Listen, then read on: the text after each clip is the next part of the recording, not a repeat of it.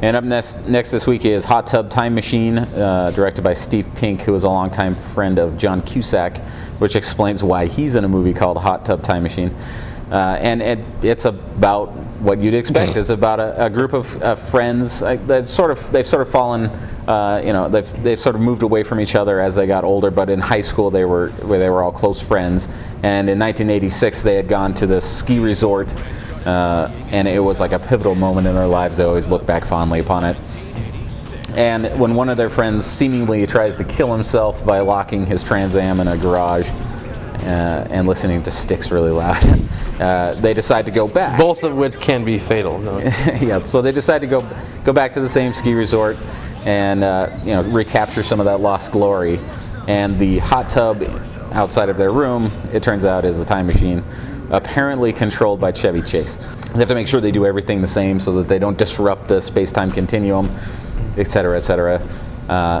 And then, pretty much they just start changing their lives around, hopefully for the better. Kind of having fun with their newfound bodies and knowledge that they have. Because, I mean, they know the things that they know, but they actually have the body of their 20-something or whatever selves. They, apparently bring snowboarding to the mountain and start rapping in the ski lodge. I find it difficult to really critique this movie a lot because it's like going after a 3-year-old's finger painting, I mean, it's a movie called Hot Tub Time Machine. It spends a lot of its time with the characters moping about, trying to do exactly the same things they were before, complaining about their lives from the past. That's probably a good 2/3 of it. I mean, the last little bit, I think the movie got a lot better when they started to kind of let loose and the characters got to have fun a little bit more. Yeah.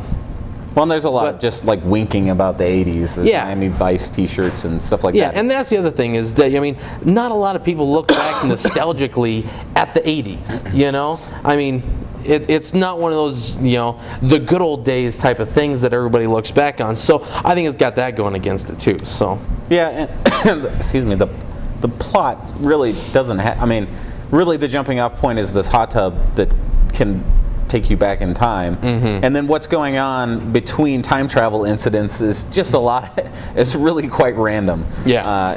I mean, there's key scenes, of course, where they do make changes to their pasts, but really it's just. It's just funny little sequences that aren't really connected except for by the characters. Yeah, and the fact that it's in the 80s, so you got to kind of look back at that. Yeah, and I mean, it's a lot of it is fairly funny. It's just not very consistent. I think Rob Corddry is really and Craig Robinson both. Really stole the show. And it's an amusing movie. I don't know that it's really going to appeal to everyone, but I suspect. If you see a movie called Hot Tub Time Machine, you'll have some sort of idea as to whether or not that's going to appeal to you. I liked it well enough. It's certainly not John Cusack's best work, and I think he needs maybe a higher caliber of friend, but or he's going to keep making movies like this. But it's decent enough, so I'll say see it. Yeah, I didn't enjoy it nearly enough to say see it, so I'm going to say skip it.